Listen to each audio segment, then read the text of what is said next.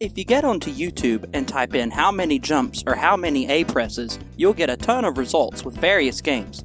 As such, it seemed both timely and appropriate to do this exact same challenge but for my main speed game, Chameleon Twist.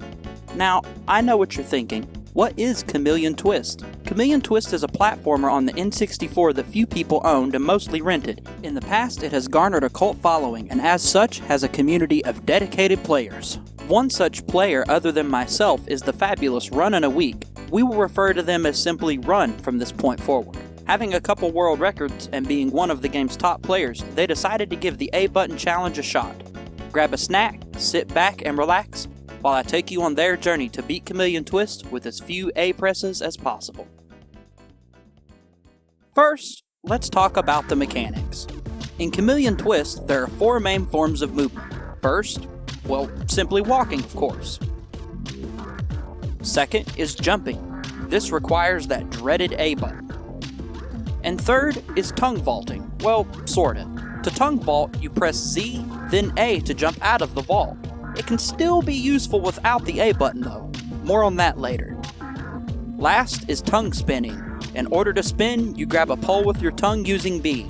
Then keeping B held, you press A in a direction simultaneously to spin. In order to beat Chameleon Twist, the first level is always Jungle Land. Once beaten, it unlocks Ant Land and Bomb Land. Then only one of those levels must be beaten to unlock Kids Land and Desert Castle. And only one of those to unlock the final level in the game, Ghost Castle. Meaning all 6 levels don't have to be finished to beat the game. With that in mind, the community got to work and quickly determined the route with the fewest A presses was Jungle Land, Ant Land, Kids Land, then Ghost Castle. So let's check out the very first completed run done by Runnin-A-Week on January 4th, 2023. Run starts a new game, then picks Linda and it's off to Jungle Land. There is no difference between characters, purely an aesthetic choice. Normally, this section is as simple as jumping or spinning from poles, but using the horizontal game from back vaulting but not jumping out of the vault, Run is able to proceed with 0 A presses up smaller ledges and through the water. Most of this level though is simply walking around. Nice.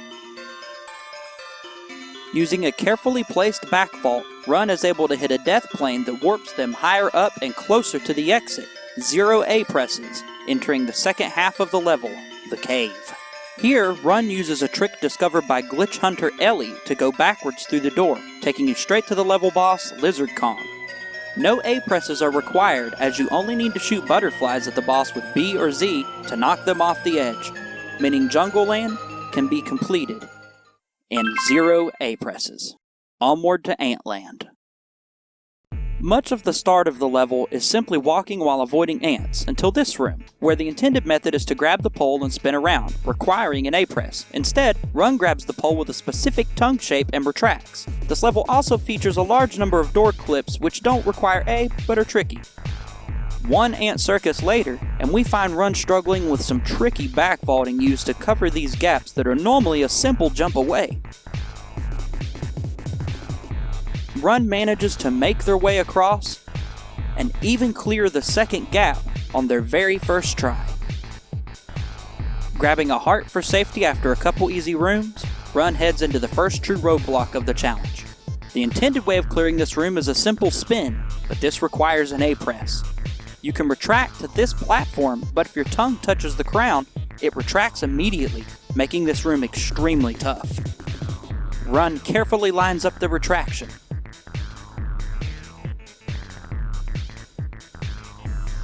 And gets it first try. Run lines up the second retraction. First try as well. This is much more difficult than it appears. Not one, but 2 door clips and another ant circus later, we find ourselves in the last couple rooms before the boss, which are mostly uneventful to say the least. The level boss Quintella is defeated by spinning to knock her over, then shooting her with an ant. This means some required A presses for a total of 1, 2, 3, 4.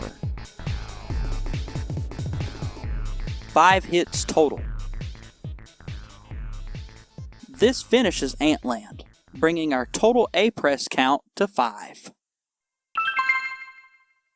Next, we go to what most consider to be the hardest level in the game, Kids Land. The level begins with 2 simple rooms. Then our first big issue arises in room number 3. The intended method is to spin, which requires a single A-press. You can also jump, but this would require even more A-presses. Run instead goes for a strategy found by longtime twist runner Quillin' All the Fish, where you do a neutral vault without pressing A, and then grab the next pole while falling to land onto the box. It's possible to make it across with retracting from there. For this room, Run does a tricky back vault into a damage boost. Then rides the elevators as normal without pressing A. A few back vaults later and we arrive at a very tough room. The intended method here is to spin to each platform in the correct order presented, but this requires A-presses. Instead, Run does an extremely precise door clip to bypass the puzzle altogether. The next room requires some fancy retractions. After back vaulting more stairs, Run uses some fancier back vaults to clear past a few enemies with damage boosts. Coming up is another puzzle like the one earlier, but requiring even more spins. Like before, Run can simply clip through the door. Now for one of the hardest rooms, typically requiring spins, extremely precise retractions are now needed to pass instead. To give you an idea of how difficult this is, Run spent more than 4 minutes in this room alone, whereas allowing A-presses can make the room take less than 10 seconds. After another door clip, Run enjoys one last ride before the true test of Kids Land really begins.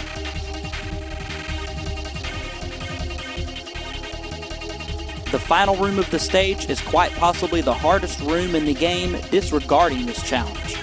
Run spent more than 10 minutes trying to clear this awful room, using only careful retractions, and finally succeeded, reaching the boss in 0 A-presses. The cake boss is normally fought by waiting for it to open, then jumping to eat the chocolate kids inside, which requires pressing A. Using a neutral vault with no A-press, Run can eat the chocolate kids with no A-presses by eating them as Linda falls. And that's Kids Land done with 0 A-presses. And thus, our count remains at 5 A-presses total. On to the final level, Ghost Castle. Or Catassel, rather. The final level starts off rather relaxed with some nice stairs and a walk by a cozy fireplace. Room 3, though, contains 2 gaps that are just a bit too wide to cover with a back vault. Knowing this, Run decides to take 2 A-presses instead and moves on.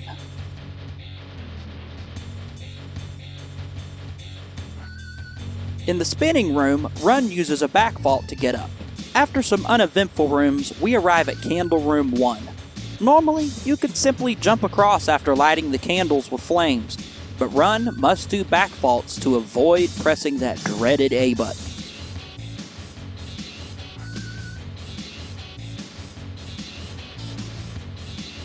After a brief intermission in what's known as the Barrel Room, it'll be time for one of the hardest rooms in the challenge potentially.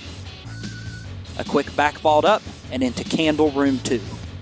Same as Candle Room 1, except that the platforms are further apart, making the back vaults much harder. Run spends nearly 4 minutes here, but makes it across finally after a long, hard grind for good platform patterns at the end, suffering 1 game over on the way, unfortunately.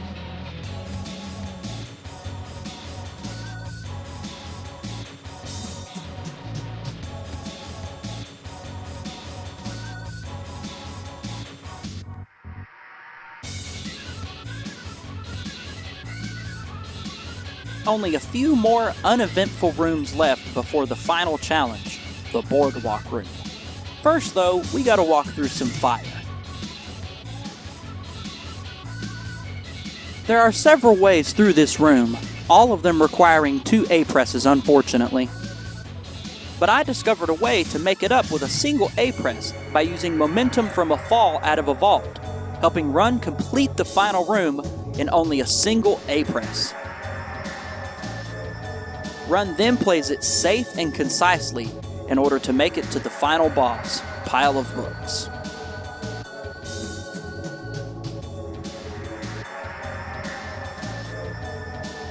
Pile of Books can be defeated quite easily without the use of the A button. The first phase is as simple as using the B button, and honestly, the second phase is as well.